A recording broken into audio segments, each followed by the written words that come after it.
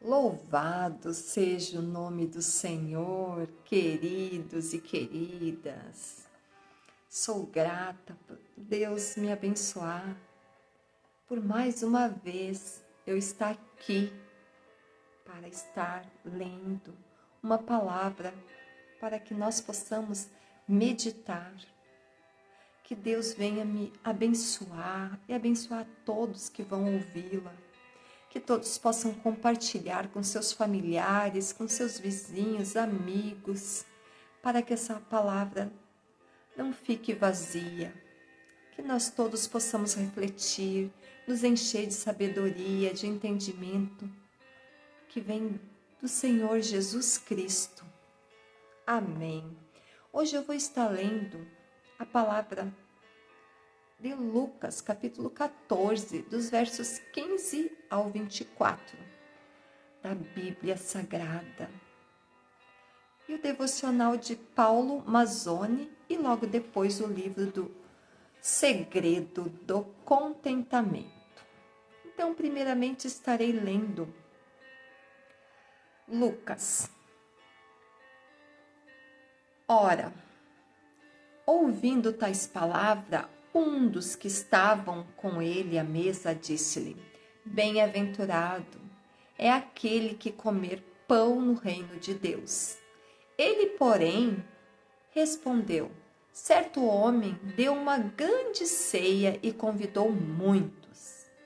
À hora da ceia, enviou o seu servo para avisar aos convidados: Vinde, porque tudo já está preparado. Não obstante, todas a uma começaram a excusar-se. E então, disse o primeiro: Comprei um campo e preciso ir vê-lo. Rogo-te que me tenhas por escusado. Outro disse: Comprei 5 juntas de boi e vou experimentá-las. Rogo-te que me tenhas por escusado. E o outro disse: Casei-me e por isso não posso ir. Voltando o servo, tudo contou ao seu senhor. Então, irado, o dono da casa disse ao seu servo: Sai depressa para as ruas e becos da cidade e traze para aqui os pobres, os aleijados, os cegos, os coxos. Depois lhe disse o servo: Senhor, feito está como mandaste, e ainda há lugar. Respondeu-lhe o Senhor: Sai pelos caminhos e atalhos e abriga a todos a entrar, para que fique cheia a minha casa.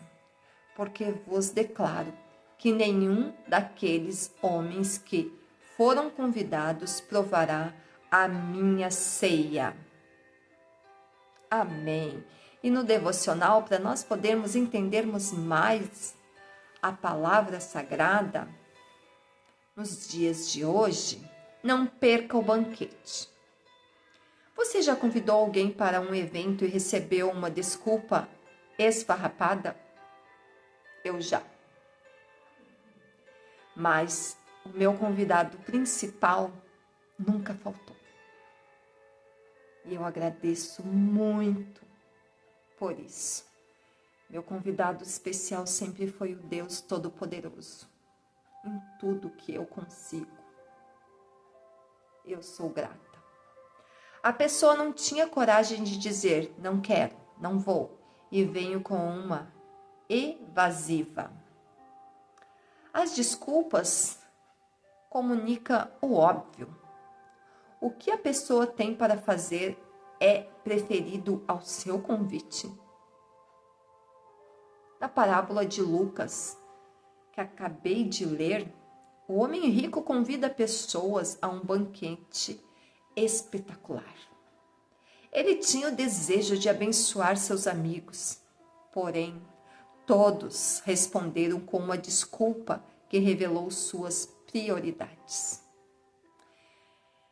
E perceba que nenhum dos motivos alegados é aparentemente pecaminoso. Contudo, mesmo as coisas lícitas, quando tomam o lugar de Deus, tornam-se pecado. Isso enfraquece a fé e arranca a nossa força espiritual. Não era para isso enfraquecer a fé e arrancar a nossa força espiritual? Como muitas vezes isso pode acontecer? Isso enfraquece, sim. Não era para ser algo errado, mas por desligá-lo gradativamente de Cristo, acabará por matá-lo espiritualmente. Pois o salário do pecado sempre é a morte. Romanos, capítulo 6, verso 23. Quando Deus nos chama para algo que vai mexer com a nossa vida, Ele está nos convidando para um banquete. Se renegarmos algo que é importante para nós e colocarmos a proposta de Deus em primeiro lugar, Ele vai nos dar bênçãos inéditas. Se recusarmos um convite, aquela mesa nunca mais será preparada.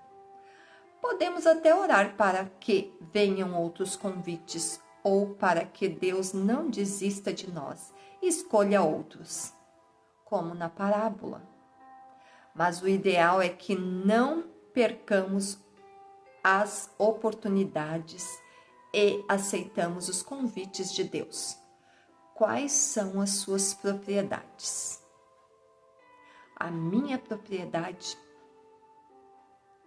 é fazer todos os dias o devocional, gravá-lo, para alcançar mais pessoas no conforto de Jesus Cristo, para que eles possam todos irem comigo para a eternidade. Agora eu vou estar lendo o segredo do contentamento, o mistério do contentamento.